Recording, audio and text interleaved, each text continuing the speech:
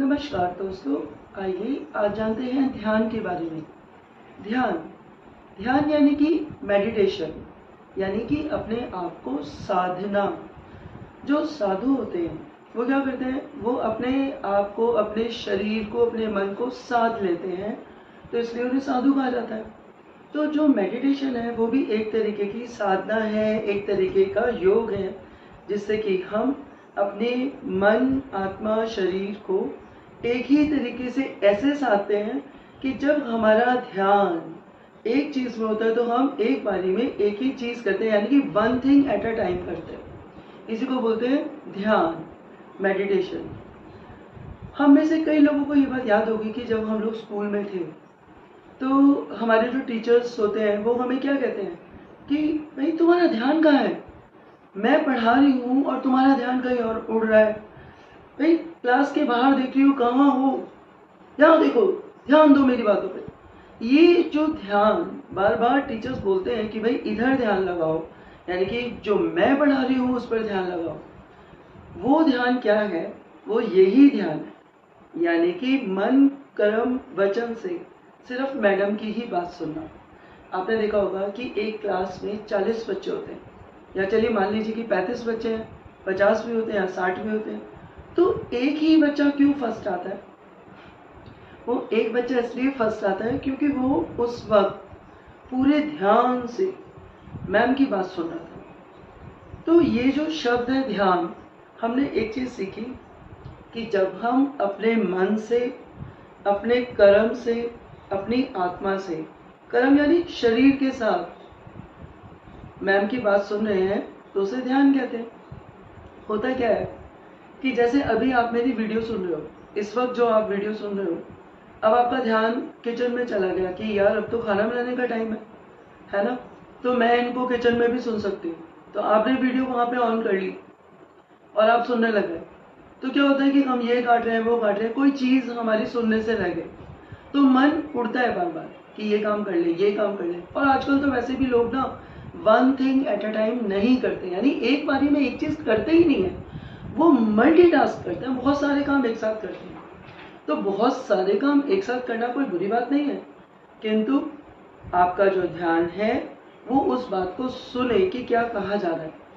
तो जो हमसे पुराने लोग थे, हमारे पूर्वज थे, और ये कहिए कि जो हमारे भगवान हैं, तो उन्होंने किसकी साधना की? उन्होंने अपने आप की पहले साधना की, पहले उन्होंने अपने आप को साधा। तो साधा कैसे? उन्होंने मेडिटेशन किया। अब मेडिटेशन जो होता है, जैसे कि आप योग कहते हैं, साधना कहते हैं, ध्यान कहते हैं, वो मेडिटेशन क्या होता है वो आपको बताने के लिए आपको बहुत सारी बातें जाननी पड़ेंगी, और मैं स्टेप बाय स्टेप बताने की कोशिश करूंगी। जैसे मैंने शुरुआत में कहा कि आज हम ध्यान को जानने की कोशिश करेंगे। अब क्योंकि ध्यान शरीर से होता है, देखिए शरीर के बिना ध्यान नहीं हो सकता। हमने देखा है कि यदि हम, ये सावन का महीना चल रहा है और अगर हम शिव जी की बात करें तो वो मतलब आंखें बंद करके बिल्कुल साधना में लीन बैठे, मतलब अपने आप को साध रहे हैं, है ना। कभी कभी हम हनुमान जी की भी फोटो देखते हैं तो हम यही देखते हैं कि वो अपने आप को साध रहे हैं। तो हमने भगवान बुद्ध को देखा, हमने सारे देवी देवताओं को देखा कि वो कई तस्वीरों में अपनी आंखें बंद करके खुद को ही साध रहे हैं, है ना। तो वही हमें भी करना चाहिए। जिस क्षण हम अपने आप को साध लेंगे, अपने आप को जान लेंगे, उस क्षण हम पूरी दुनिया को जान लेंगे। ठीक है। तो यहाँ पर मैंने दुनिया का नाम लिया तो मुझे सृष्टि की बात करनी पड़ेगी, और क्योंकि सावन का महीना चल रहा है और शिव जी की बात ना हो तो ऐसा तो हो ही नहीं सकता। तो मैं आपको बताती हूँ कि सबसे पहले जब सृष्टि की शुरुआत हुई थी, तो देखिए सृष्टि जो है वो कई बार बिगड़ी और कई बार बनी, पर सृष्टि की जब सबसे पहले शुरुआत हुई थी तो क्या था इस सृष्टि में? तो देखा जाए तो ऐसा कहा जाता है कि पेड़ पौधे थे और समंदर था। तो समंदर का जल और पेड़ पौधे जो थे वह एक गोले की फॉर्म में, एक इमेजिनरी गोला समझ लीजिए, वो इधर से उधर जो था वो ब्रह्मांड में घूम रहा था। तो ऐसा कहा जाता है कि उस वक्त अपनी ही शक्ति से देवी दुर्गा प्रकट हुई और देवी दुर्गा ने देखा कि समंदर के अंदर वो जो समंदर था उसके अंदर 3 जो पत्थर थे। तो पहला पत्थर था आपका सत्य, दूसरे वाला था रज और तीसरा था तम। ये 3 पत्थर जो खुद से ही प्रकाशित थे, वो इधर से उधर तीनों एक साथ जा रहे थे। तो जब देवी दुर्गा प्रकट हुई तो उन्होंने सबसे पहला पत्थर था उसको देखा और जब देवी दुर्गा ने उस पत्थर को देखा तो उसमें से एक आदमी प्रकट हुआ। वह जो आदमी था वह बहुत ही दिव्य पुरुष था।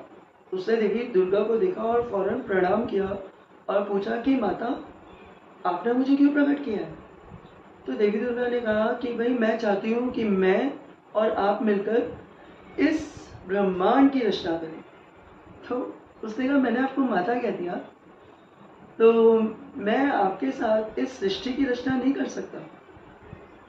तो देवी दुर्गा ने कहा कि कोई बात नहीं, क्या तुम मुझे बता सकते हो कि इस सृष्टि की रचना में तुम्हारा क्या कार्य होगा और तुम्हारा क्या नाम होगा? उसने कहा कि भाई इस सृष्टि की रचना में माँ, मेरा नाम ब्रह्मा होगा और मैं इस ब्रह्मांड का रचयिता कहलाऊंगा। तो दुर्गा माता ने कहा कि ठीक है। दुर्गा माता ने ब्रह्मा जी से बोला कि मेरा एक रूप सरस्वती तुमसे विवाह करेगा और जो सरस्वती होंगी वो वाणी की देवी होंगी, वो जो है वो राग की देवी होंगी, वो इस जगत को वाणी से ऊर्जित करेगी। मतलब प्रत्येक जीव जंतु में जो वाणी होगी वो सरस्वती माता के द्वारा ही दी गई होगी।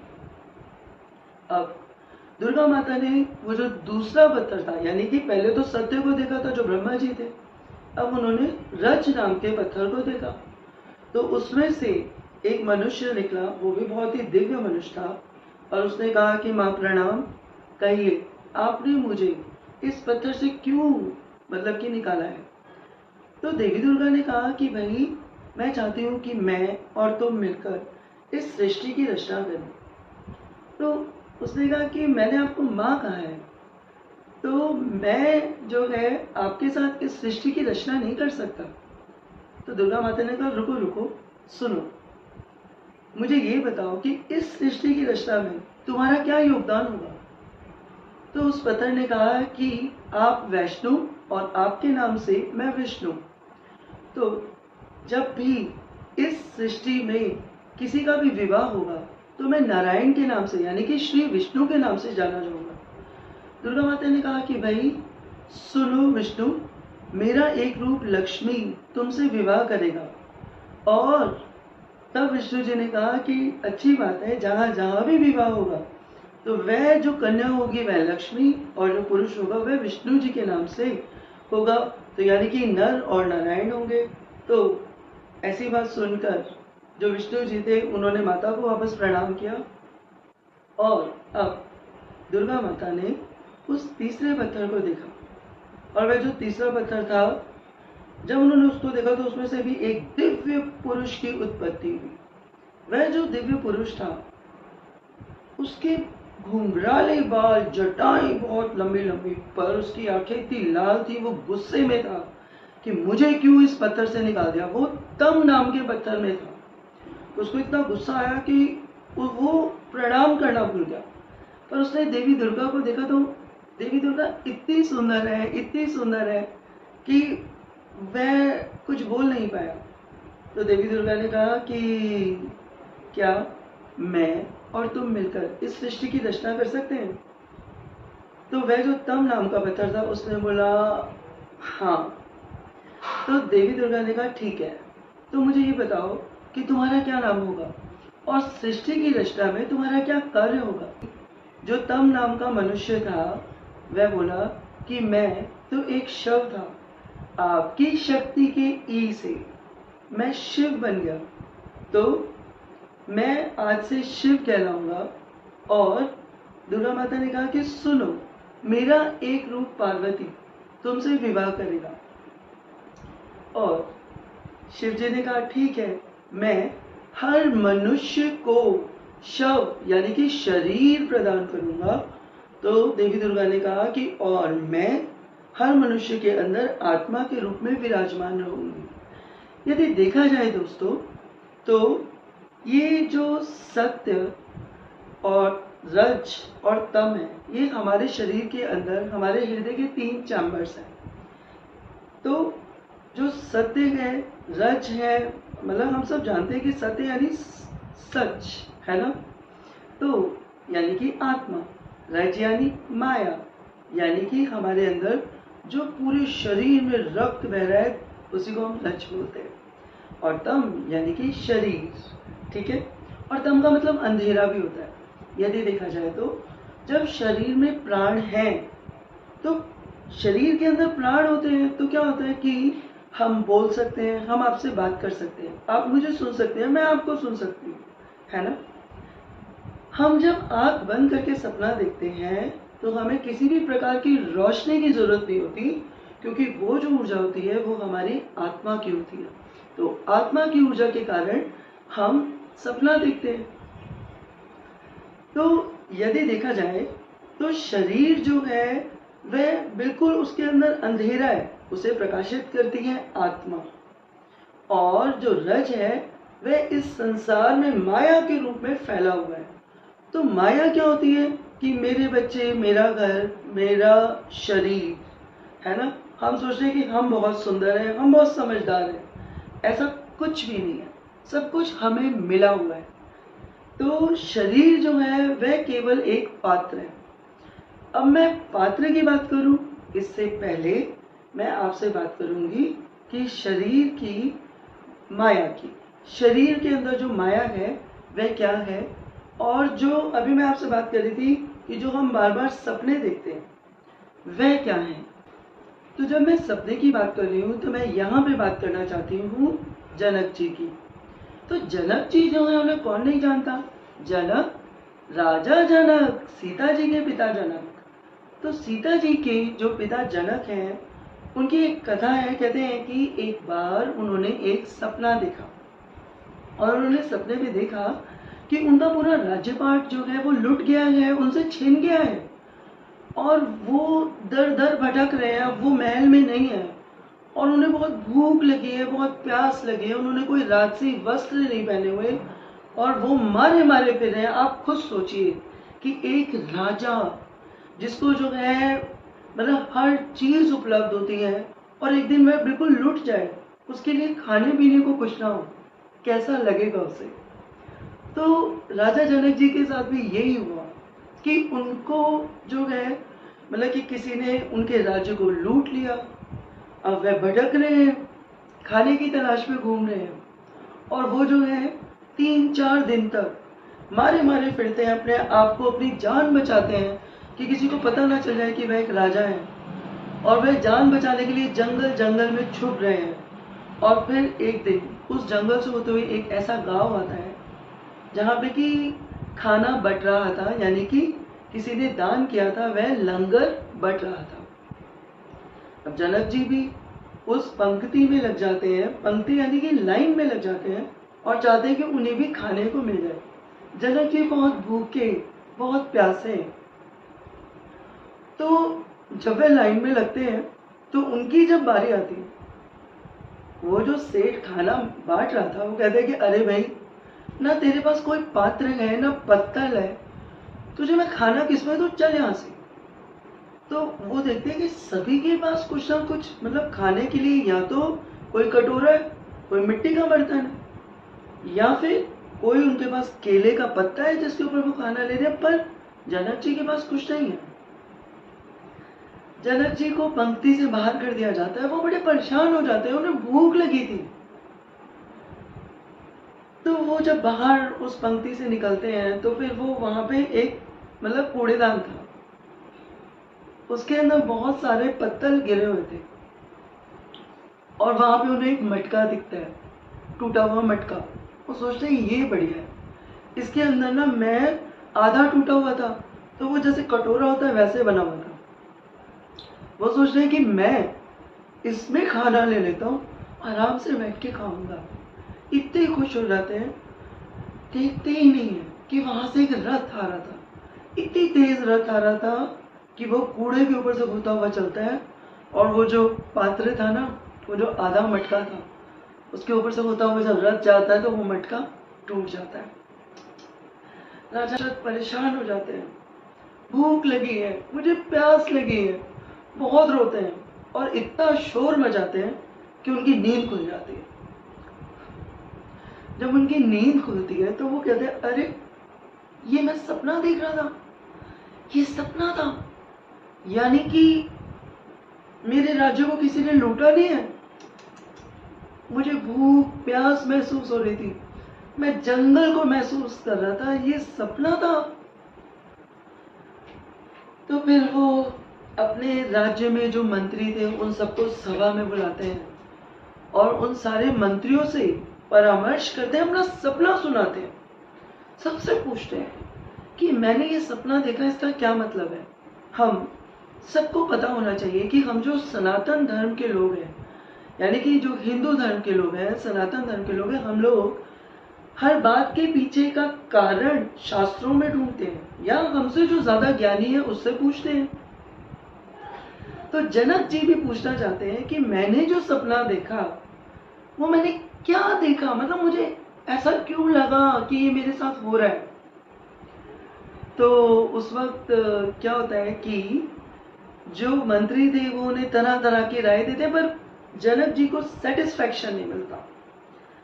तो फिर क्या होता है कि वो अष्टावक्र जी को बुलाते हैं। अष्टावक्र जी बहुत बड़े ज्ञानी थे।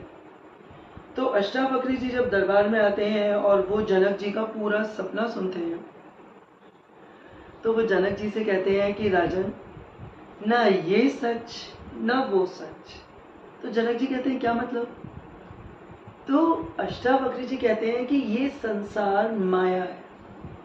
देखो, जब हम पैदा होते हैं तो छोटे से होते हैं, है ना। पैदा होने से पहले कहाँ होते हैं, माँ के गर्भ में। माँ के गर्भ से पहले कहाँ होते हैं, इस संसार में जब दिख भी नहीं रहे होते हैं। तो वो सकारात्मक ऊर्जा, वो नकारात्मक ऊर्जा। देखिए, ये जो संसार है इसमें दो ही ऊर्जाएं विद्यमान है, सकारात्मक और नकारात्मक। पर होता क्या है कि सकारात्मक ऊर्जा अपना प्रभाव करती है, पर नकारात्मक ऊर्जा का प्रभाव ज्यादा जल्दी दिखता है। इसका मतलब ये नहीं है कि आप पूजा पाठ करना छोड़ दें और आप ये सोचें कि जी नकारात्मकता फैली हुई है, ऐसा नहीं है, ठीक है।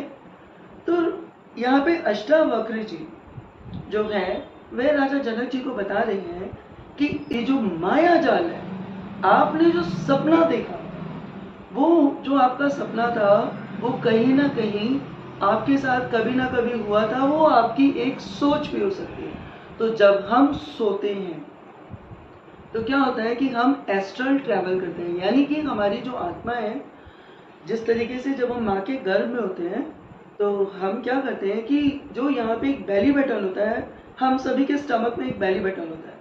तो जो फीमेल्स हैं उनके बेली बटन से क्या होता है कि जो अगर उनके घर में एक नन्हा शिशु होता है तो वो उस बेली बटन से जो माँ खाती है उसका रस वो बच्चा जो है लेता है। उसी तरीके से जब हम सपना देखते हैं तो जैसे ही पतंग आसमान में उड़ती है, उसी तरीके से हमारी जो डोर है आत्मा की, वह इसी बेली बटन से लगी रहती है, जिसे हम नाभि बोलते हैं। तो इसी नाभि से जो है वो हमारी डोर लगी रहती है और हमारी आत्मा एस्ट्रल ट्रैवल करती है, आगे की दुनिया देखती है। तो जो राजा जनक ने देखा वो भी सच था, और जो वो आज राजा है वो भी सच है, और ये सब एक माया है। तो आप लोग भी जो भी सपना देखते हैं, हम में से कई लोग कहते हैं कि हमने अपने घर के परिजन जो चले गए हैं उन्हें सपने में देखा क्योंकि वो कहीं ना कहीं आपसे अपना परिचय करा रहे हैं कि मैं हूं तुम्हारे साथ। तो जो नकारात्मक ऊर्जा और सकारात्मक ऊर्जा की बात हो रही है वो सोल की बात हो रही है। तो सोल वहां पे है तो वो बता रही है कि मैं हूं। तो यानी कि जब हम उससे ऊपर की डायमेंशन में चले आते हैं, देखिए हम जितना माया से ग्रसित रहेंगे उतने ज्यादा भारी रहेंगे। यानी कि जब हम ये सोचेंगे कि ये मेरा बच्चा है, ये मेरा घर है, मैंने इतना कमाया है, मेरा तो बहुत नाम है, जब हम ऐसी बेकार की चीजें अपने मन में सोच के रखेंगे तो हम अपने आप को बहुत भारी कर लेंगे। तो हमारा जो शरीर है, जो स्थूल शरीर है, वो बहुत भारी हो जाएगा। हमें ऐसा नहीं करना। हमें क्या करना है, सबके साथ रहते हुए सबसे अलग रहना है। जैसे कि एक कमल उगता तो मतलब कहना चाहिए कि वो उगता तो कीचड़ में है, पर वो कीचड़ से अलग है। कमल को भगवान ने अपनाया है। श्री विष्णु जी, श्री लक्ष्मी जी, सरस्वती माता, गणेश जी, कितने भगवानों का नाम लूं, उन सब ने कमल को अपना रखा है। तो अष्टावक्र जी ने राजा जनक को यही कहा कि ना ये सच है ना वो सच है। और मैंने आपको बताया कि जो आत्मा है वह स्वयं से प्रकाशित है, स्वयं से ऊर्जित है, वह उसे बाहर की लाइटों की जरूरत नहीं है। तो जब हम मेडिटेशन करते हैं, ध्यान करते हैं, साधना करते हैं, तो हम क्या करते हैं, हम आंख बंद करके मेडिटेशन करते हैं। तो क्या होता है कि यदि देखा जाए तो अंदर का जो प्रकाश है वह ऊर्जित होता है। अभी मैं आपको मेडिटेशन के बारे में और ज़्यादा अच्छे से बताने की कोशिश करूंगी। उससे पहले अभी मैंने एक और शब्द इस्तेमाल किया था, वो था पात्र। पात्र का मतलब होता है कटोरा, बर्तन। तो मैंने आपको ये बताया था कि जो शरीर है वह एक पात्र है, और हमें जो बार बार जन्म मिलता है, बार बार का मतलब हमारे यहाँ जो सनातन धर्म है उसमें कहा जाता है कि हमारे 84 लाख जन्म है, 84 लाख जन्म है हमारे। यानी कि यदि हम अच्छा कर्म नहीं करेंगे तो फिर से आएंगे। तो 84 लाख योनियां, मतलब कि एग्जिट्स है। अब इससे ज्यादा आपको क्या बताया जाए कि 84 लाख योनियां भगवान ने बता दी कि आप जैसा कर्म करेंगे वैसा ही आपका जन्म होगा। आपके कर्म बुरे तो आपकी एग्जिट बुरी। तो जितने भी जीव जंतु जड़ चेतन आपको दिखाई देते हैं वो सब हम हैं। अभी जो मैंने आपसे जड़ और चेतन की बात की, अभी मैंने आपसे सकारात्मकता और नकारात्मकता की बात की, तो मैं आपको पात्र की बात बताऊं उससे पहले मैं आपको ये बता दूं कि याद रखिएगा कि ये जितनी भी चीज़ें हमारे आसपास हैं, मेरे भी आसपास जितनी भी चीज़ें हैं, ये सब एनर्जी लिए हुए हैं। कभी कभी क्या होता है कि हम अपने घर में चलते हैं और हमारा पैर मुड़ जाता है। कभी कभी ना हमें चलते चलते सोफा लग जाता है, हमें बेड लग जाता है, दरवाज़ा लग जाता है। तो ये एनर्जीज बदला लेती हैं। इनमें बदला मतलब कि ये भी एनर्जीज है।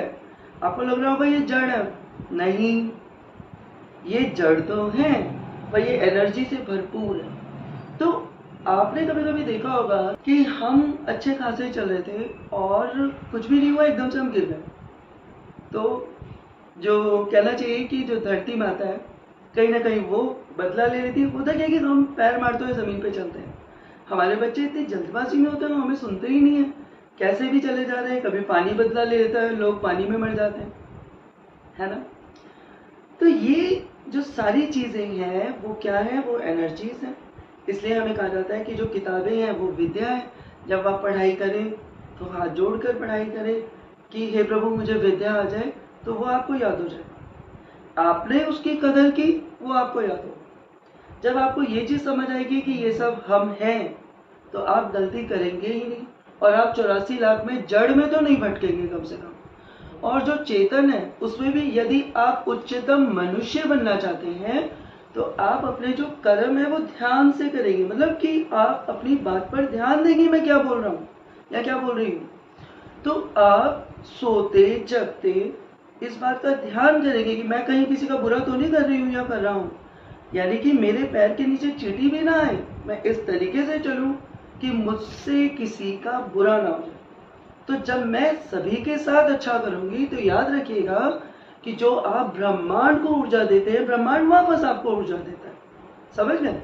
आप ब्रह्मांड को नुकसान कर रहे हैं तो आप अपना नुकसान कर रहे हैं। हो सकता है आपको आज समझ ना आ रहा हो कि भाई आपका नुकसान हो रहा है या नहीं हो रहा है, पर याद रखिएगा लोगों के, किसी भी इंसान के मृत्यु का कारण कोई भी चीज हो सकती है। फॉर एग्जाम्पल किसी का एक्सीडेंट हो जाता है, एक लोहे की किसी भी स्कूटी, किसी स्कूटर, किसी भी चीज से होता है ना। आपने कभी सोचा है कि वो कहते हैं जी फलाना कैसे मरा, कोई रस्सी से मर रहा है, कोई किसी चीज से मर रहा है, कोई पानी से मर रहा है, कोई बैठे बैठे, मतलब ये सारी चीजें एनर्जी लेकर बैठी है, सब आपको सुननी है, पर इनमें जो मतलब कि ये जड़ है, आप चेतन है। ठीक है, तो ये जो हमारा शरीर है जो कि 5 एलिमेंट से बना हुआ है, यानी कि धरती, अग्नि, आकाश, जल, वायु, ये जो पंच तत्व है, ये पांचों चीजें जिंदा है। और यदि मैं बात करूं कि जिंदा चीजों में जिंदा चीजें ही चलती हैं, सृष्टि के अंदर सृष्टि चलती है। कहने का मतलब है कि आपने देखा होगा कि सेब के अंदर कीड़ा पैदा हो जाता है, तो सेब के अंदर कीड़ा घुसा नहीं है, उसके अंदर पैदा हुआ है। कभी कभी हम देखते हैं बैंगन में, मटर में, तो उसके अंदर सृष्टि के अंदर सृष्टि पैदा होती है। ठीक है, उसी तरीके से। पर इसका एक बहुत बड़ा एग्जाम्पल इंसान का है कि इंसान अपने जैसे बच्चे पैदा कर लेता है, और तो और जितने भी जीव जंतु पशु पक्षी हैं वह अपने जैसे बच्चे पैदा कर लेते हैं। यानी सृष्टि के अंदर सृष्टि चल रही है, सृष्टि जो बाहर है वही सृष्टि अंदर है ना। तो अगर जो इंसान है वह मांसाहार खाएंगे, या फिर ऐसा जो अप्राकृतिक जो आपका पेय है, यानी कि जो आपकी ड्रिंक है, जो मदिरा है, शराब है, आप ऐसी चीज पिएंगे जो पहले से ही मरी हुई है, तो मरी हुई चीजों में प्रेत ट्रैवल इजीली कर जाता है, और वह घर में जो है वह मतलब कि लड़ाइयाँ और ऐसी चीज़ों को लेकर आता है। अब आप लोग सोचेंगे कि नहीं, जो फैशनेबल लोग हैं वो तो पीते हैं तो भुगतेंगे, सीधी सी बात है। तो मेरे कहने का मतलब ये था कि अभी हम उस कथा पे थे कि वो जो राजा था उसको थोड़ा बहुत अपने ऊपर अहंकार था कि मैं दान करता हूँ, और उसके पास एक बार एक भिक्षुक आया जिससे कि सैनिक से कहा कि सैनिक, मुझे राजा से ही दान चाहिए। तो वो जो सैनिक है वह राजा को आकर बताता है कि भाई आपके पास एक भिक्षुक आया है और उसको दान चाहिए, वो आप ही से मांग रहा है। और भिक्षुक को राजा कहते हैं अंदर भेज दो। और जब वो भिक्षुक अंदर जाता है तो उसके पास एक पात्र है, और वो जो पात्र है वो बहुत ही मतलब ऐसे छोटा सा पात्र है, गोल सा लग रहा है देखने में, ऐसा लग रहा है कि जैसे किसी ने आधी बॉल काट के दे दी हो ऐसी। तो वो राजा देखता है और मन में सोचे कि ओहो, इसको तो मैं ऐसे ही भर दूंगा, मुंह से कुछ नहीं बोलता, मन में सोचता है। तो क्या होता है कि वो अपने मंत्री से कहता है कि भैया इसमें मुद्राएं भर दो, वो भी स्वर्ण की। तो मंत्री आता है और उसके अंदर स्वर्ण मुद्राएं डाल देता है, वो पात्र खाली हो जाता है। अब भिक्षुक फिर से राजा को देखने लगता है। राजा अचंभित, इतना छोटा पात्र खाली कैसे हो गया। वो फिर मंत्री को देखता है, मंत्री फिर ले आता है, उसके अंदर मुद्राएं डाल देता है। फिर ऐसे करते करते बार बार मुद्राएं, तो स्वर्ण मुद्राएं इतनी डल गई थी और खत्म होती जा रही थी। राजा के पास तो स्वर्ण मुद्राएं बची नहीं थी, अब चांदी की मुद्राएं डलने लग जाती हैं। राजा की भी जो ईगो थी, वो कहता है आज मैं, मतलब उसको अहंकार हो जाता है कि आज मैं इस पात्र को भर के रहूंगा। पर वो पात्र भरे कैसे, वो पात्र तो पता नहीं कहाँ जाता जा रहा था उसके अंदर का सामान। राजा ने कहा कोई बात नहीं, हीरे जवाहरात लिया। हीरे जवाहरात से पात्र भरता था खाली। राजा ने उस भिक्षुक के आगे वो नतमस्तक हो गया। राजा ने कहा मुझे क्षमा कर दो, मुझे बताओ कि ये क्या है, ये कैसा पात्र है, क्या ले आए मेरे पास। तो वह भिक्षुक बोला कि महाराज मुझे क्षमा करें, ये मैं शमशान घाट के पास था तो मैंने वहां से ये उठा लिया था, ये मनुष्य की खोपड़ी है। राजा ने कहा मतलब ये कैसा पात्र है, मनुष्य की खोपड़ी मतलब। तो भिक्षुक ने कहा कि आप संसार की सारी सुख सुविधाएं मनुष्य को दे दीजिए, है ना, कितना ही पैसा दे दीजिए, पर मनुष्य हमेशा और मांगता रहेगा, और दे दो, और चाहिए। तो उसकी जो जिज्ञासाएं मतलब भगवान के प्रति होनी चाहिए थी, वो लोभ जो है वह हीरे जवाहरात स्वर्ण के जो मतलब की मुद्राएं हैं या चांदी की मुद्राएं हैं या और राज्य बढ़ा लूं, उसी की तरफ रहता है। तो वो माया में हमेशा घिरा रहता है। ये खोपड़ी कुछ और नहीं है, ये मनुष्य की खोपड़ी है। तो ये जो राजा था उसने बार बार भिक्षुक के पैर छुए और कहा कि आज तुमने मुझे ये ज्ञान करा दिया कि मुझे बाकी सारी चीजों का इतना मोह नहीं करना चाहिए जितना अपने शरीर को समझना चाहिए कि ये एक पात्र मुझे मिला हुआ है, और ये जो पात्र है ये कुछ अच्छा कार्य करने के लिए मिला हुआ है। तो भिक्षुक ने कहा हाँ राजा जी, पर यदि हम अपने आप को माया से भर लेंगे तो हम इस संसार से आगे नहीं बढ़ पाएंगे, शायद हम और 84 लाख में नीचे नीचे नीचे नीचे नीचे जाते जाएंगे, यानी कि नीचे के योनियों में, नीचे के एग्जिट्स में चले जाएंगे। तो हम जीव जंतु पशु पक्षी किसी में भी पैदा हो जाएंगे जाकर। तो ये कथा तो यहीं पर संपूर्ण हो गई। तो जब ये कथा चल रही थी तो उसमें एक शब्द आया था, वो था कि ये जो शरीर है वो पात्र है और इसके अंदर हमें मांसाहार का भक्षण नहीं करना चाहिए, यानी कि मरा हुआ जीव नहीं खाना चाहिए, ना मदिरा पीनी चाहिए। वरना क्या होता है कि जो प्रेत आत्माएं हैं वो हमारे अंदर बाहर ट्रैवल कर सकती हैं जब हम सो रहे होंगे। तो आपने कई बार सुना होगा कि कुछ लोग बोलते हैं कि हमारा शरीर इतना भारी हो गया था कि हम हिल नहीं पा रहे थे, या जो अच्छी सोल्स हैं वो सपने में आकर हमें बताती हैं कि हम तुम्हारे आसपास हैं। तो सकारात्मक ऊर्जा और नकारात्मक ऊर्जा अपने होने का हमें एहसास कराने लग जाती है। कुछ लोग जो हैं वो बहुत ज़्यादा लड़ने लग जाते हैं और उनके अंदर, उनके मन में बहुत ज़्यादा कलेश रहते हैं। जो लोग या तो मतलब बहुत ज़्यादा ड्रिंक करते हैं या फिर वो जो है जीव जंतुओं को खाते हैं, क्योंकि हमारा शरीर एक पात्र है, ऐसी चीज़ों के लिए नहीं बना हुआ। ठीक है, तो मैंने आपसे ये भी कहा था कि जो मांसाहार का भक्षण है, यानी मरा हुआ जीव, हमारा पेट शमशान नहीं है, शमशान घाट नहीं है जिसके अंदर जो है वो मरा हुआ जीव डाला जाए, है ना। तो कहने का अर्थ ये है कि शमशान घाट से एक मैं आपको बात बताना चाहती हूँ कि जैसे कि शिव जी हैं, तो हमने देखा होगा कि शमशान घाट के बाहर शिव जी विराजमान है ना। तो शमशान घाट के बाहर शिव जी क्यों विराजमान है? देखिए, अभी थोड़ी देर पहले जो मैंने आपको कथा सुनाई थी, शायद अब आपको ध्यान ही नहीं है वाली कथा, है ना, कि वो कथा क्या थी कि शिव जी ने माता दुर्गा से कहा कि मैं तो एक शव था, तुम्हारी शक्ति की ई से मैं शव से शिव हो गया। तो कहने का अर्थ है कि जो हमारे अंदर, जब शव के अंदर आत्मा विराजमान है तो हम शिव हैं, और जब आत्मा नहीं है तो हम शव हैं। तो शमशान घाट के बाहर शिव जी हैं। तो क्या होता है कि जितने, जब हम कोई भी इंसान मर जाता है तो वह शमशान घाट के अंदर जाता है, तो कौन प्रवेश करता है? एक्चुअली शव जाता है, और जितने भी शिव हैं वो वापस बाहर आ जाते हैं। ऐसे ही होता है ना। ये होता है कि भाई शमशान घाट के बाहर शिव जी हमें इसलिए हमारा अभिवादन कर रहे होते हैं कि वो कहते हैं कि तुम्हारे अंदर शव रूप में मैं ही हूँ। तो जब आपके अंदर शव रूप में भगवान है, आपका पात्र भगवान का है, तो आपको तो सोचना भी नहीं चाहिए कि इस शरीर का एक बुरा इस्तेमाल करें, है ना।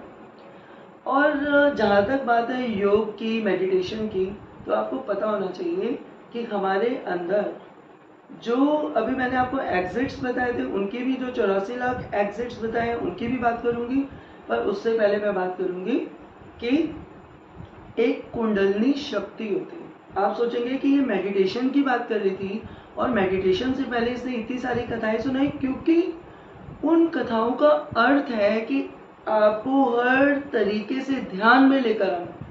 ठीक है, तो कहने का अर्थ ये है कि जब हम मेडिटेशन करते हैं तो जैसे शिव जी बैठे हुए हैं ना, ऐसे, मतलब मैं तो इस वक्त नहीं बैठी हुई हूँ ऐसे आलती पालती मारकर, जिसे आप चौंकड़ी बोलते हैं, आलती पालती बोलते हैं, तो इस तरीके से आलती पालती मारी और हाथों को ऐसे रखा ये ध्यान मुद्रा में, और आईज जो है वो क्लोज कर ली और यहाँ आज्ञा चक्र पे लगा ली।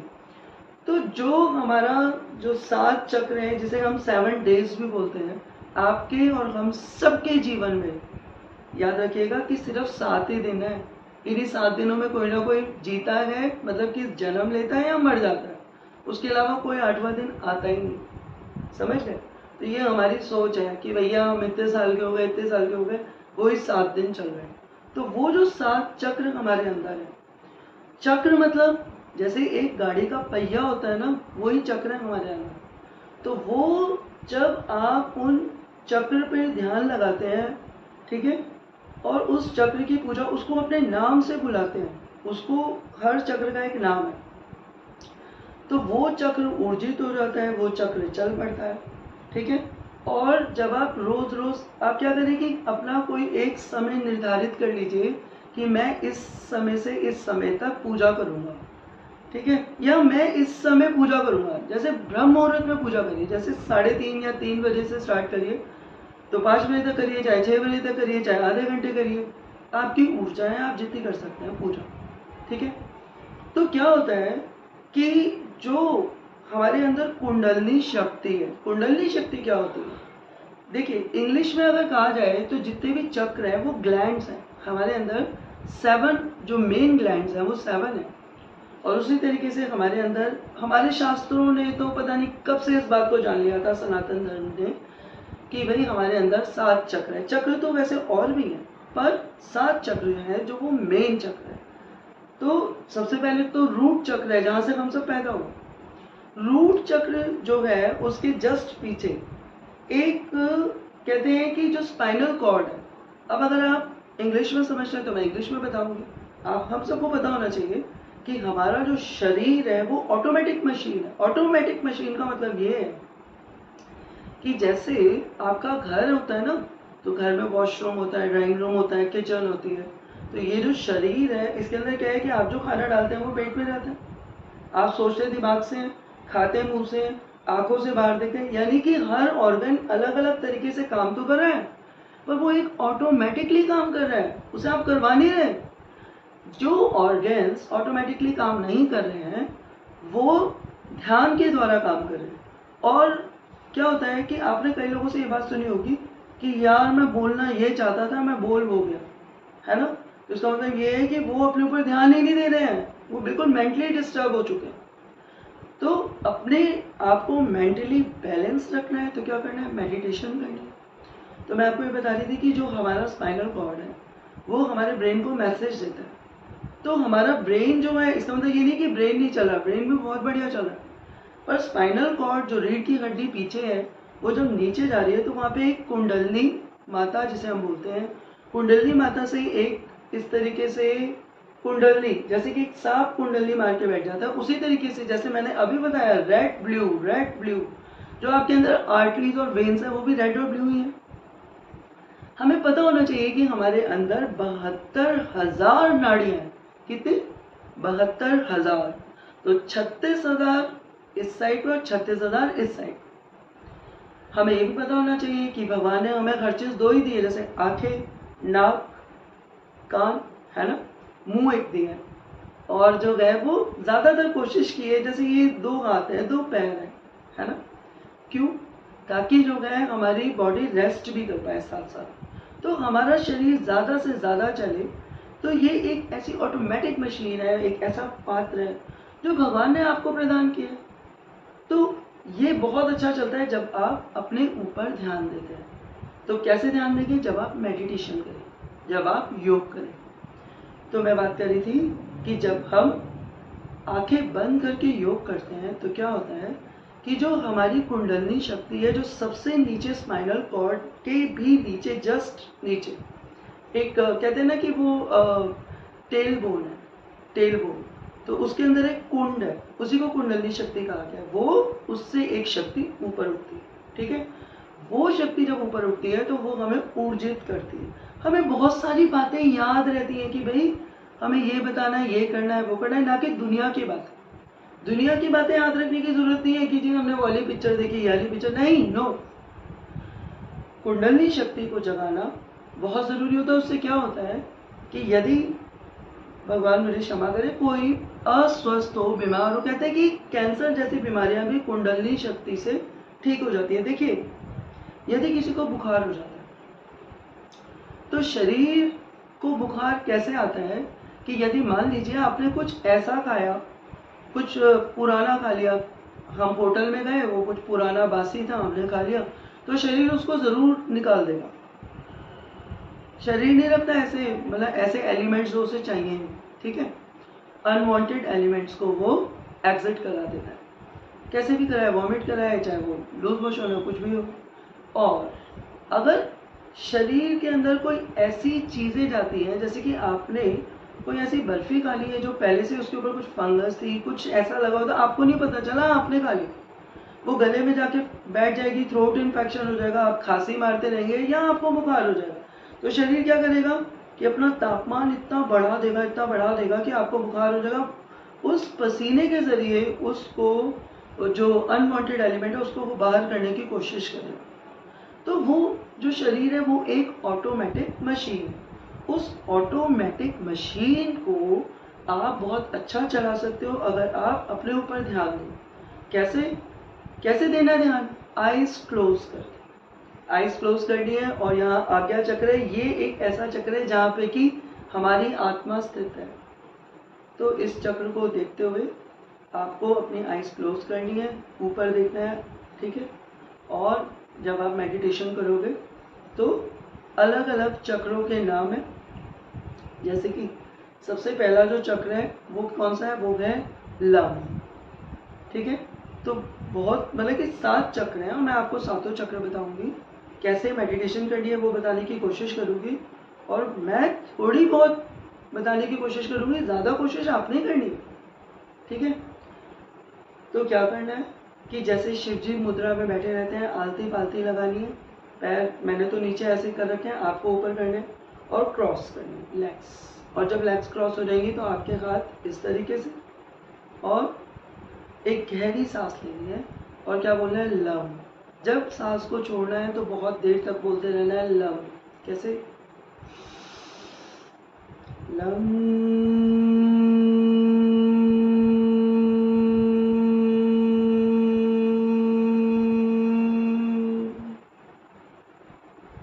ठीक है, मैंने तो बस एक ही बार बोला, पर अगर देखा जाए तो आपको हर चक्र पे 3 मिनट तक साधना करनी है। यदि आपको 3 मिनट नहीं समझ आते तो आपको 108 की माला हर चक्र पे करनी है। यदि आप कहें मुझे तो 108 की माला भी नहीं समझ आएगी, मैं कोई ऐसे गिन थोड़ा रहा हूँ, तो आप माला लेकर भी कर सकते हैं पूजा। तो कैसे करेंगे कि ये वाला जो हाथ है ये तो ऐसे ही रखें और एक हाथ में माला रखें और माला से आप काउंट भी करते रहें और वो एक एक मोती पे लम बोलते हुए आगे जाते रहें। तो जब हम मुंह से सांस लेंगे और उसका पूरे शरीर में क्या होगा? वाइब्रेशन होगी। ये जो 72,000 नाड़ियां हैं, इसके अंदर आपने बहुत सारे विचार भर रखे हैं जो चारों ओर से, उत्तर दक्षिण पूर्व पश्चिम से हमारे अंदर हर वक्त विचार आते रहते हैं। जब हम खाली होते हैं तो नकारात्मक ऊर्जा हमें हर जगह से घेर लेती है। कैसे घेरती है? इसने मेरे साथ ये बुरा किया, उसने मेरे साथ वो बुरा किया।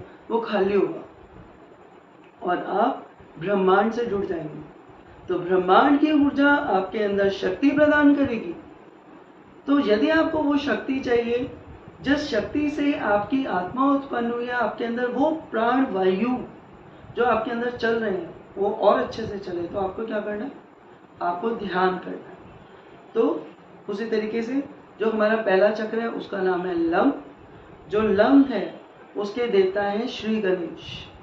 आपको मालूम होगा कि अभी थोड़ी देर पहले जब मैंने आपको कथा सुनाई थी सृष्टि का आरंभ कैसे हुआ था, उसमें ये बताया था कि दुर्गा माता जो है वो उन 3 पत्थर को देखती हैं।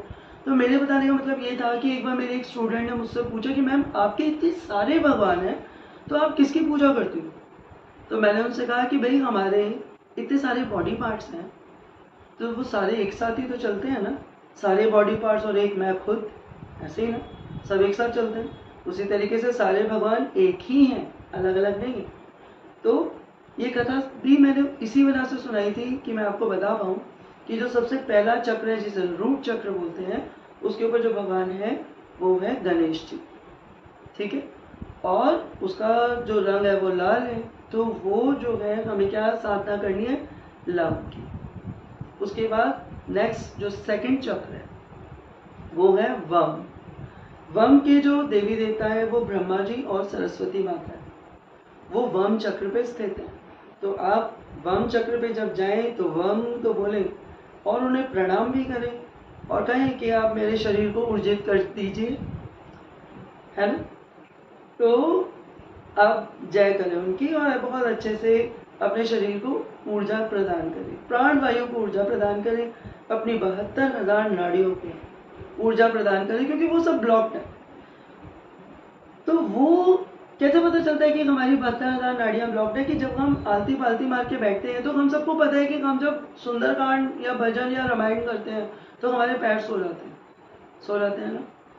तो क्या होता है कि वो ऊर्जा ब्लॉक्ड है नाड़ियों में, तो इसलिए वो सो गए। जब आप आंखें बंद करके पूजा करेंगे तो वो नहीं सोएंगे, धीरे धीरे वो जागृति में ही रहेंगे, ठीक है।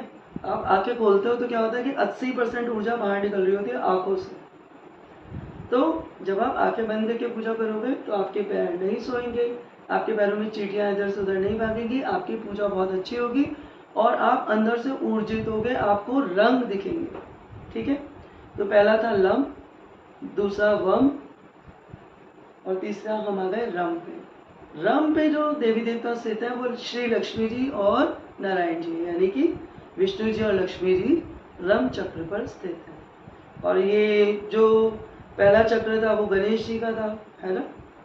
तो छोटे बच्चे का जो आपको गणेश जी जो है वो शुभता के देवता है।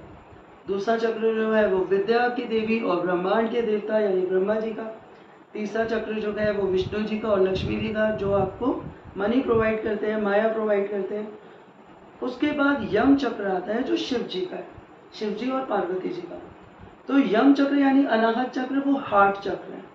तो ये जो चक्र है इसकी पूजा करनी है, शिव जी की पूजा करना भी बहुत ज़रूरी है, क्योंकि जो हमें शव प्रदान है, जिस शव में मैं इस वक्त बैठी हुई हूँ वो शिव जी की वजह से प्रदान है, अनाहत चक्र।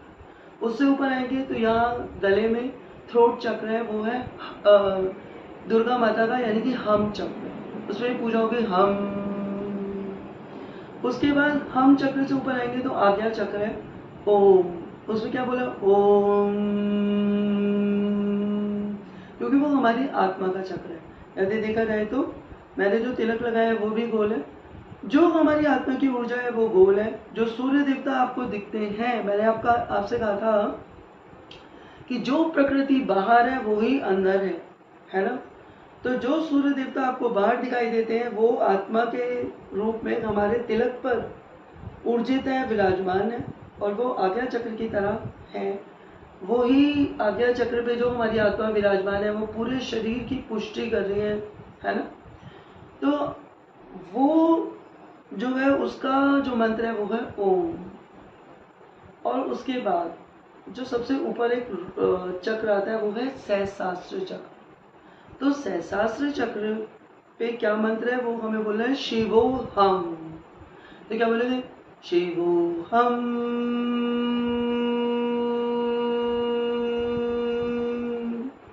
हमें कोशिश करनी कि हम बहुत देर तक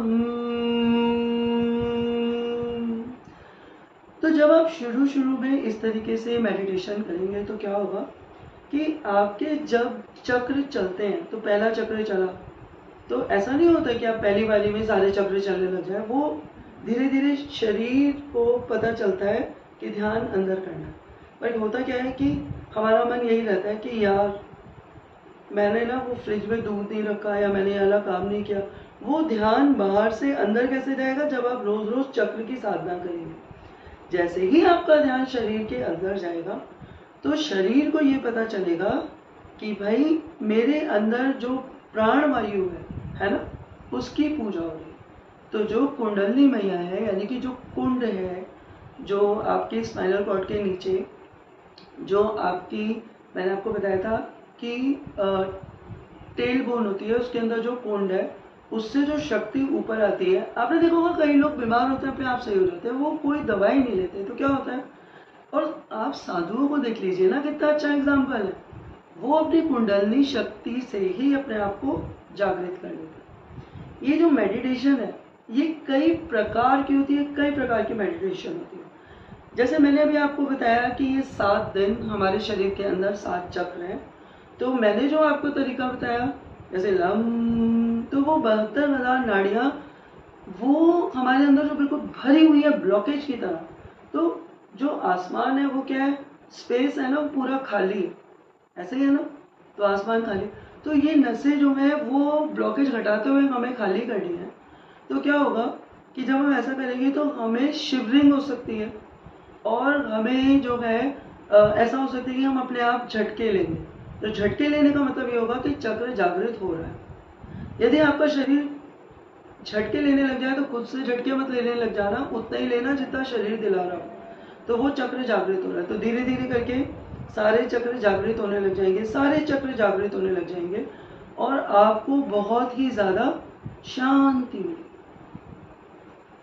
तो मैंने अभी आपको बताया था कि जो मेडिटेशन है वो कई प्रकार की होती है। लोग जो है वो मंत्र की भी सिद्धि कर लेते हैं। यानी एक ही मंत्र को इतनी बार करते हैं, इतनी बार करते हैं, इतनी बार करते हैं कि वो मंत्र मन के अंदर चलता रहता है, चलता रहता है, चलता रहता है।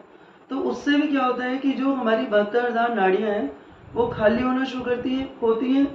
तो 72,000 नाड़ियाँ खाली होना शुरू होती हैं तो क्या होता है कि ब्लॉकेजेस खत्म हो जाते हैं और धीरे धीरे हम सिद्धि को मतलब प्राप्त हो जाते हैं। और जो मैंने भी आपको बताया था रम, उससे भी यही होता है कि 72,000 नाड़ियाँ खाली होंगी और आपको सिद्धि प्रदान होगी। तीसरा तरीका है अनुलोम विलोम, जो लोग ऐसे श्वास लेते हैं और फिर वापस छोड़ते हैं, उससे भी हमें जो है मतलब कि सिद्धि प्रदान होती है, पर थोड़ा धीरे धीरे धीरे धीरे हम आगे बढ़ते हैं। पर इससे हमारे जो चक्र है वो ज़्यादा अच्छे चलेंगे, जो पहला साधन मैंने आपको बताया था। और उससे आपको क्या होगा कि आपकी जो ऊर्जा है वो धीरे धीरे करके ऊपर आएगी, सहस्रार चक्र तक पहुंच जाएगी। क्यों ज़रूरी है मेडिटेशन, हम क्यों करें, हमें क्या, हमारे जीवन में ध्यान का क्या योगदान है? तो देखिए मैं आपको बताती हूँ कि हमारे जो शरीर में 11 एग्जिट्स, गरुड़ पुराण में 11 एग्जिट्स बताए गए। आप कहेंगे यार आप गरुड़ पुराण की बात करो तो हमें पता ही नहीं है कि भाई क्या है गरुड़ पुराण। तो गरुड़ जो है वह एक तरीके की ईगल है ना, गेंद जिसे आप शायद हिंदी में बोलते हो, तो वो विष्णु जी का वाहन है। तो एक छोटी सी यहाँ पे कथा है कि एक बार क्या हुआ कि जो शिव जी हैं वो कैलाश पर्वत पर विराजमान थे। तो उस वक्त जो है शिव जी से मिलने के लिए विष्णु जी गरुड़ पर चढ़कर, मतलब गरुड़ एक चील है, आपको पता है ना हमारे जितने भी देवी देवता हैं उन्होंने किसी ना किसी एनिमल को या किसी ना किसी बर्ड को अपना वाहन बना रखा है। तो उसी तरीके से उस वक्त जब शिव जी कैलाश पर्वत पे थे तो वहाँ पे जो है क्या कहते हैं गरुड़ जी के ऊपर विष्णु जी विराजमान होकर शिव जी से मिलने के लिए गए। तो गरुड़ जी जो है वो एक चील है, वो तो बाहर है, और विष्णु जी वहाँ चले गए शिव जी से बात करने के लिए, तो वाहन तो बाहर ही खड़ा रहेगा। तो इतनी देर में क्या हुआ कि जो गरुड़ जी है उन्होंने वहाँ पे ना एक बहुत छोटी सी चिड़िया देखी, बहुत रंग बिरंगी बहुत सुंदर चिड़िया। गरुड़ जी ने उस चिड़िया को देखा, वो देखने लगे यार कितनी छोटी है, कितनी प्यारी है। मन में सोचने लगे मैं इतना बड़ा विशाल पक्षी, ये इतनी सी चिड़िया। वो सोचने लगे इसमें भी प्राण है, देखो कमाल है, भगवान ने क्या सृष्टि बनाई है। इतनी दिन में वहाँ पे ना यमराज आ गए। तो जब यमराज आए तो यमराज उस चिड़िया को देखने लगे, तो गरुड़ जी ने यमराज को देखा तो उन्होंने देखा ओहो भाई ये इस चिड़िया को देख रहे हैं, तो यानी कि जिस पर यमराज की दृष्टि पड़ जाती है वो तो फिर जीता नहीं है, वो तो फिर मृत्यु को प्राप्त हो जाता है। तो यमराज जो है उन्होंने उस चिड़िया को देखा और वो भी शिव जी से मिलने के लिए कैलाश पर्वत पे चले गए। अब गरुड़ जी के मन में बात आई कि मैं यमराज की दृष्टि से इस चिड़िया को बचा लेता हूँ। तो उन्होंने क्या किया कि उस चिड़िया को अपने पंजों में ऐसे उठाया और उड़ते उड़ते वहां से पता नहीं कितने हजार मील दूर उड़े और एक पर्वत पे उस चिड़िया को, मतलब कि एक पेड़ था वहां पे बड़े आराम से रखा है और वापस आ गए। आपको पता है चील बहुत तेज उड़ती है, बहुत ही ज्यादा तेज आती है, तो तेज गति से वापस आ गए। अब जो ये यमराज जी शिव जी से मिलने गए हुए थे तो वो बाहर आ गए, और जब वो बाहर आए तो उन्होंने मतलब कि देखा कि भाई वो छोटी सी चिड़िया मतलब कहाँ गई, तो ऐसे ढूंढने लगे। तो गरुड़ जी ने मन में सोचा मैं पहले ही सोचा था कि इसकी जो नज़र है ना, मतलब कि यमराज जी की नज़र उस छोटी चिड़िया पर है, उसको मार देंगे। तो वो सोचने लगे मैंने बहुत अच्छा किया कि भाई पहले ही उस चिड़िया को हजारों मील दूर, यहाँ से दूर वहां पे मैं छोड़ा है पेड़ के ऊपर। तो यमराज जी ने गरुड़ जी को देखा तो गरुड़ जी मन में तो मुस्कुरा ही रहे थे, पर वो मुंह से भी दिख रहा था कि वो मुस्कुरा रहे। तो यमराज जी ने कहा कि गरुड़ जी मुझे एक बात बताओ, यहाँ पर अभी एक चिड़िया थी ना?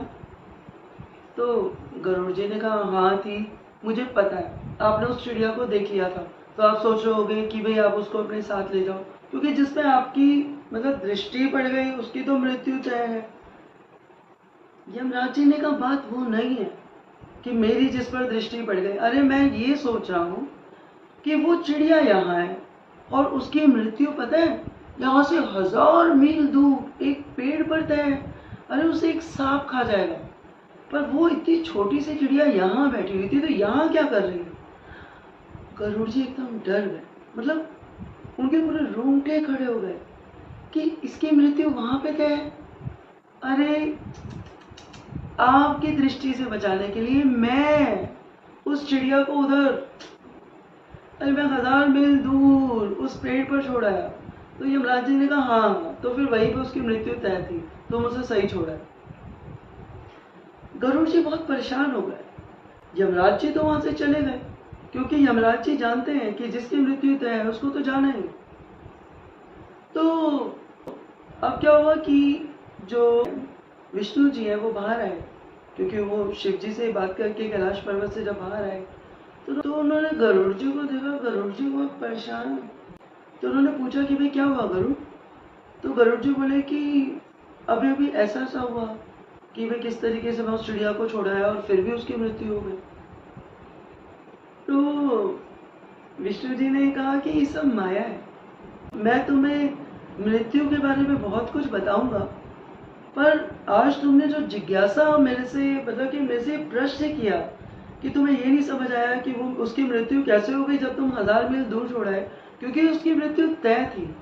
ये जो जिज्ञासा भरा मृत्यु का प्रश्न तुमने मुझसे पूछा है, तो मैं जो तुम्हें एक कथा के रूप में, एक पुराण के रूप में बात बताऊंगा, उसको गरुड़ पुराण के नाम से इस पूरे विश्व में जाना जाएगा।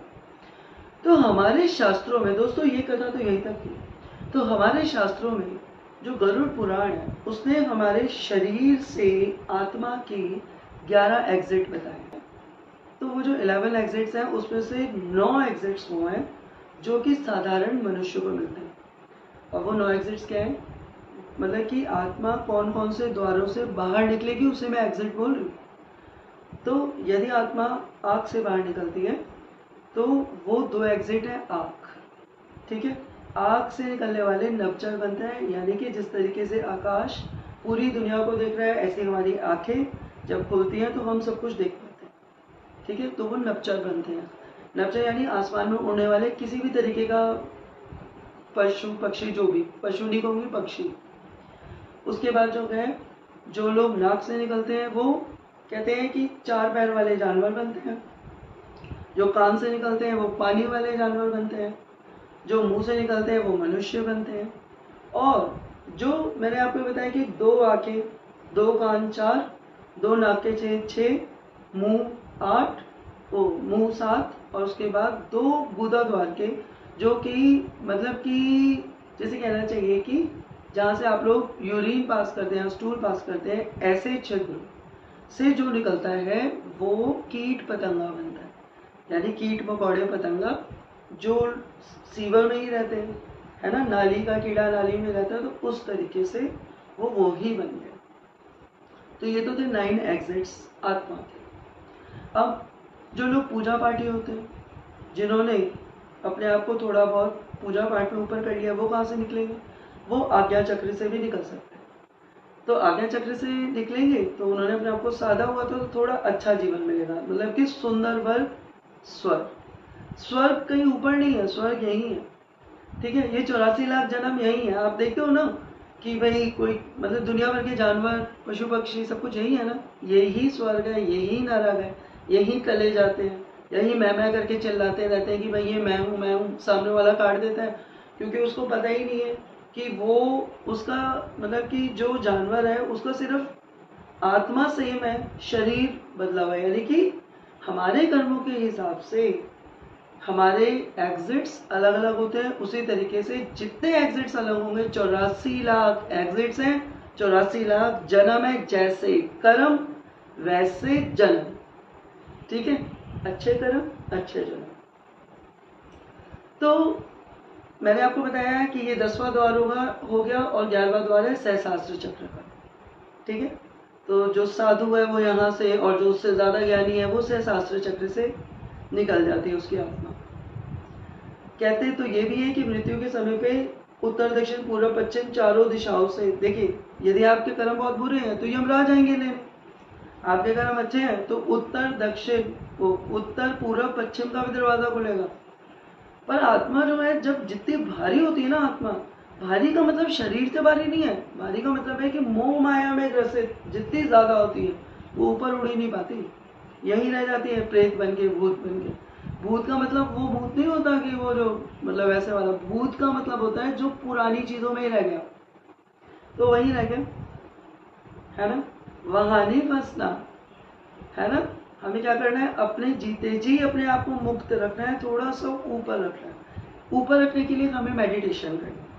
तो जो मैंने आपको 11 द्वार बताए, आँख का, नाक का, मुंह का, कान का, उसके बाद 2 गुदा द्वार, है ना, फिर बताया आज्ञा चक्र और सहस्रार चक्र। पर जो लोग मेडिटेशन करते हैं तो वो क्या करते हैं, वो फिर रूट चक्र पे आते हैं, तो श्री गणेश उनकी रक्षा करते हैं, वो उससे ऊपर आते हैं, तो ब्रह्मा जी और सरस्वती माता जब वो उससे ऊपर आते हैं तो क्या होता है कि जो लोग अलग अलग चक्रों से निकलते हैं तो पता चल जाता है मृत्यु के समय पे कि वो अब कहाँ से निकले। जैसे कि कहते हैं कि जो लोग यदि मतलब कि विष्णु जी और लक्ष्मी जी जिस रम चक्र पे है वहां से निकलेंगे, यानी नाभि के चक्र से निकलेंगे, नाभि से जस्ट ऊपर होता है वो चक्र, तो उनका पेट पे जग जाता है मृत्यु के समय।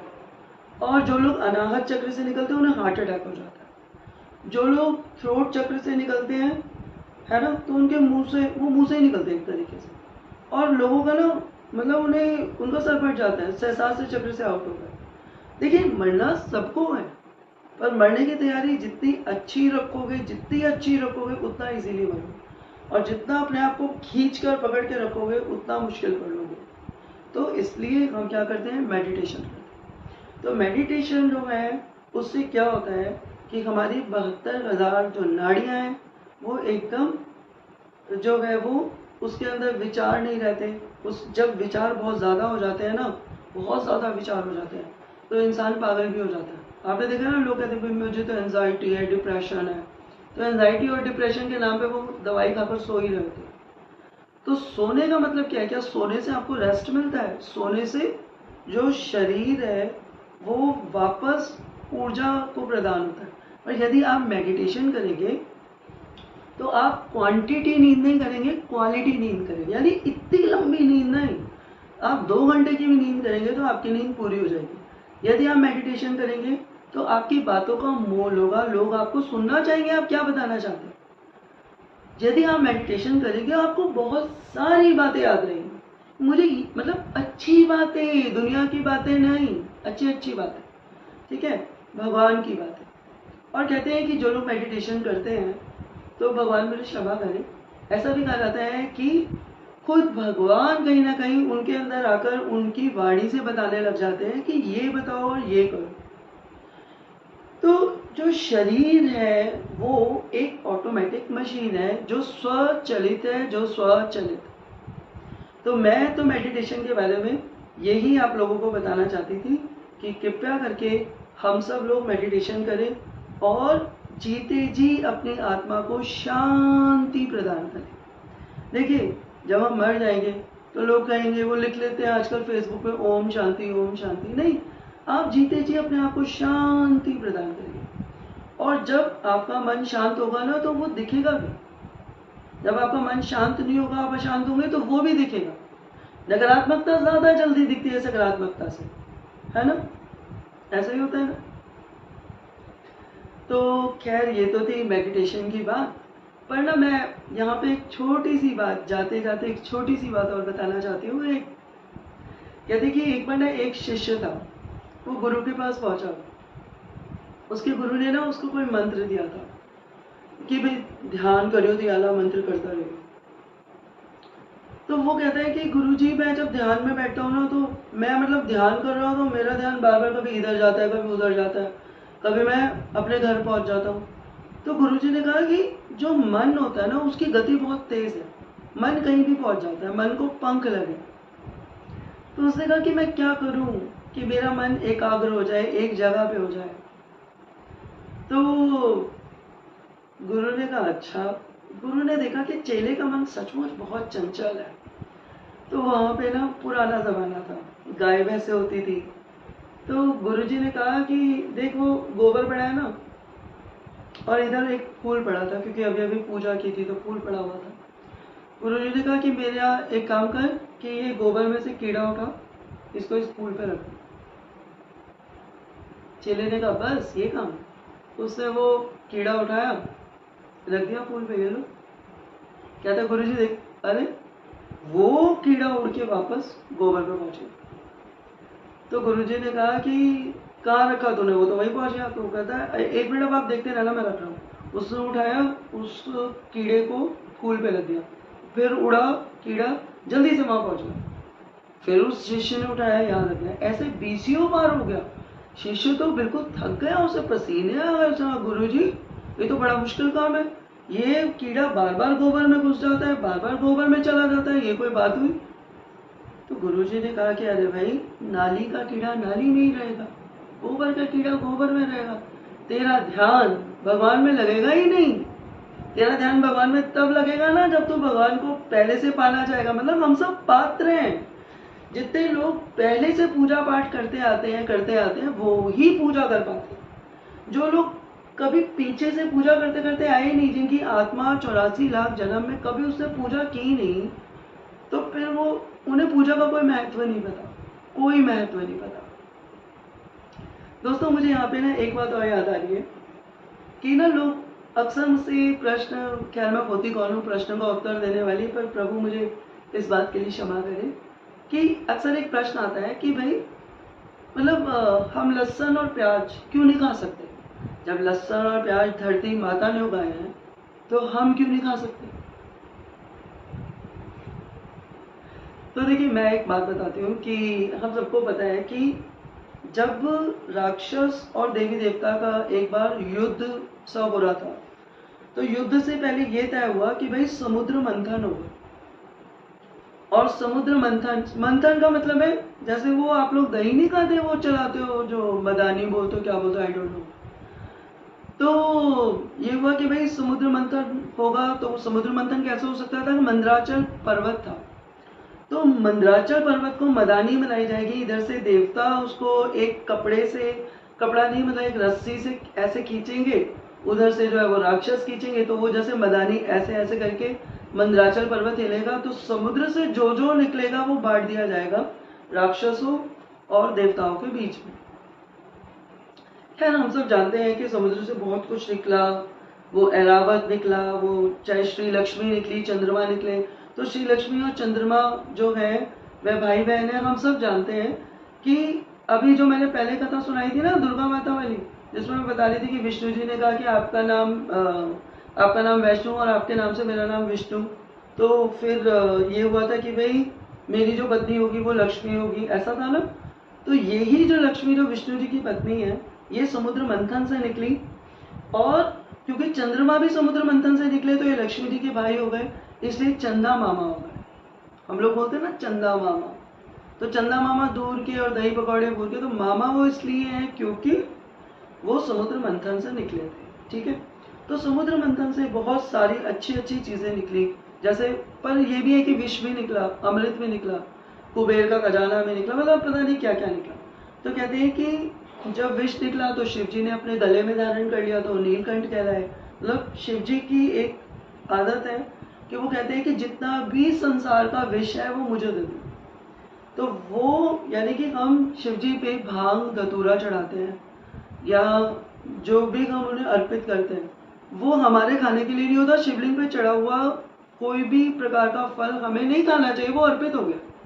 ठीक है, भांग धतूरा हमें नहीं खाना चाहिए। जो आजकल लोग दिखाते हैं ना कि वो जो है वो मस्त है, अपना भांग पी रहे हैं, कुछ कर रहे हैं, तो वो पाप ही कमा रहे हैं। तो कहने का अर्थ ये था कि शिव जी ने विष पिया, तो तुम क्यों नहीं पी लेते विष?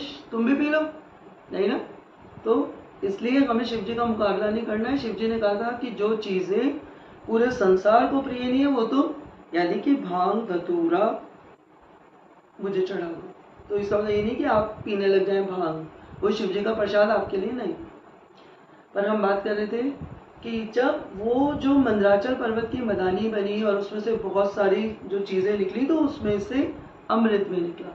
अब जब अमृत निकला तो क्या हुआ कि विष्णु जी ने देखा कि अरे अमृत, तो एकदम से उन्होंने कहा कि रुको रुको रुको, एक पंक्ति बनाओ। पर जो राक्षस थे ना वो अमृत का कलश लेने के लिए दौड़ रहे थे, तो विष्णु जी ने एक बहुत ही सुंदर लड़की का रूप लिया। उस वक्त बहुत सुंदर लड़की का एक रूप लिया, मोहिनी अवतार लिया। और मोहिनी जो अवतार था वो इतना सुंदर लड़की का रूप था कि उन्होंने जो है वो कलश ले लिया, अपने हाथ में ऐसे यूं उठा लिया, जैसे हम लोग एक छोटे बच्चे को उठाते हैं, उन्होंने कलश को उठा लिया और कहा कि अब बनाओ एक पंक्ति। अभी तक जो राक्षस किसी की बात नहीं सुन रहे थे, वो मोहिनी की बात सुनने लगे, और सब जो थे वो पंक्ति से इधर राक्षस बैठ गए और इधर देवता बैठ गए। पर एक राक्षस ऐसा था जो देवताओं में चुपचाप बैठ गया।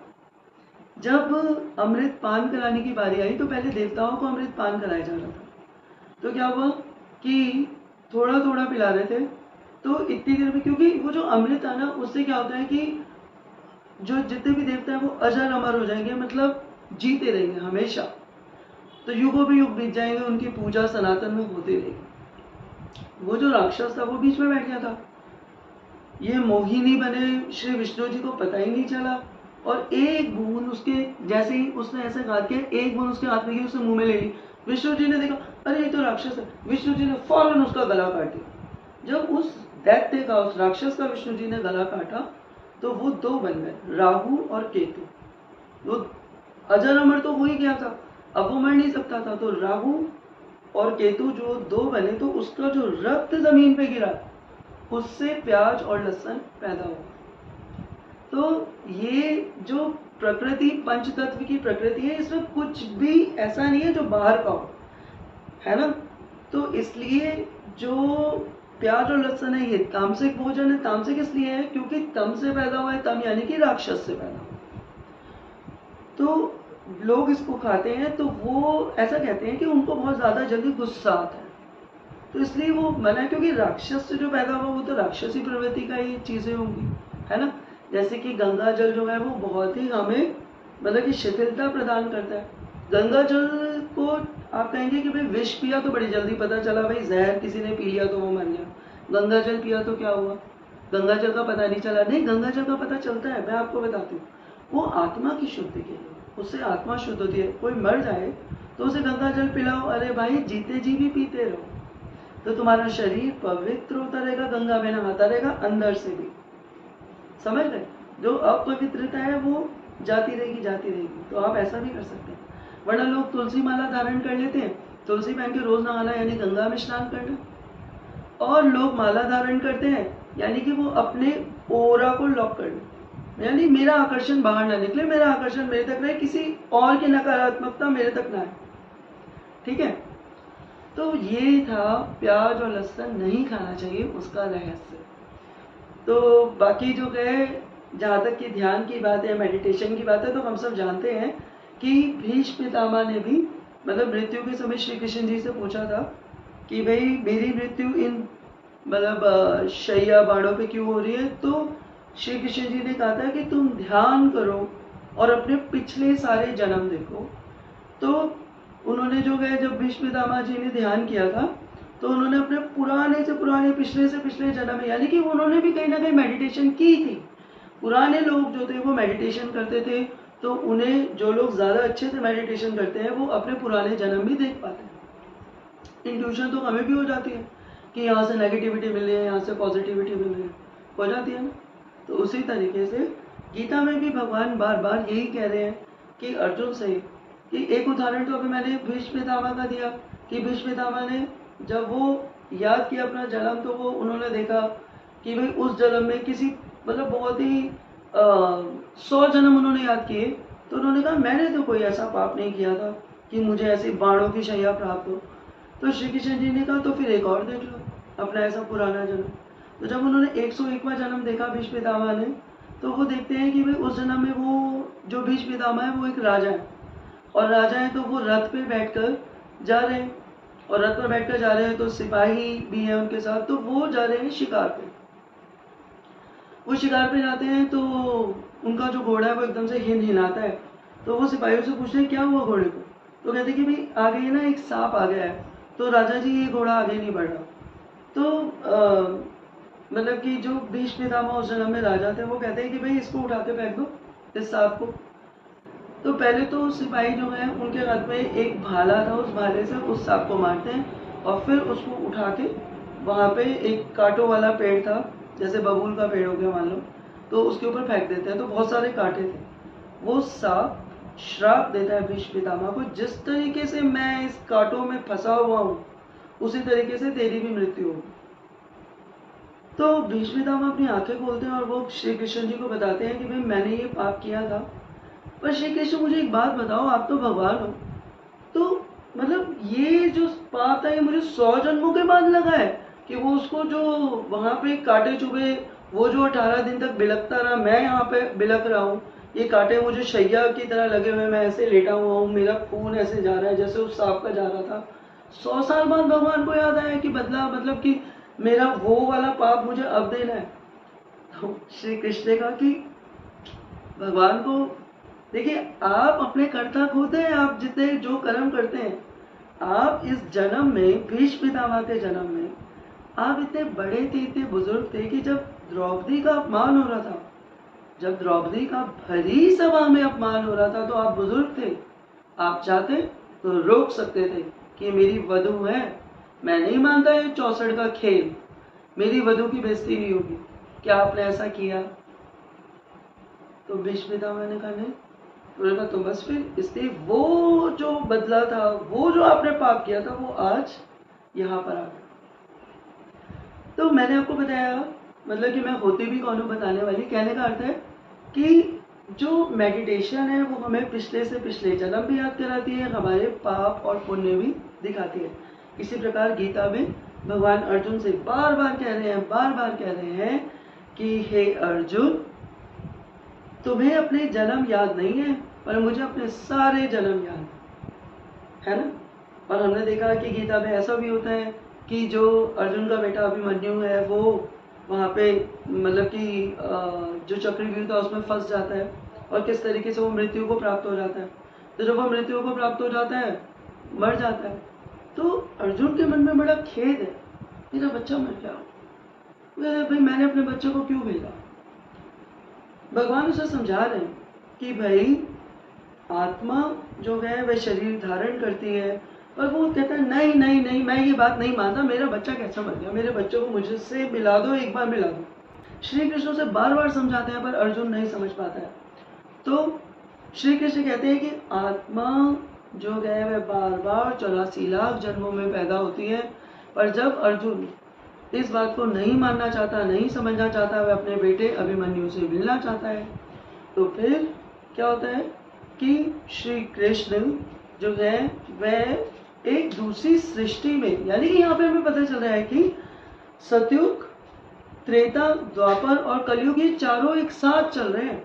तो क्या होता है कि वो दूसरी सृष्टि में जो है श्री कृष्ण अर्जुन को लेकर जाते हैं, जहाँ पे कि अर्जुन अभिमन्यु को देखता है, 5 साल का छोटा सा अभिमन्यु अपने घर के बाहर खेल रहा था, इतने खुश हो जाते हैं अर्जुन, इतने खुश हो जाते हैं, अपने बेटे को पहचान लेते हैं और उसको बुलाते हैं कि भाई आ जाओ।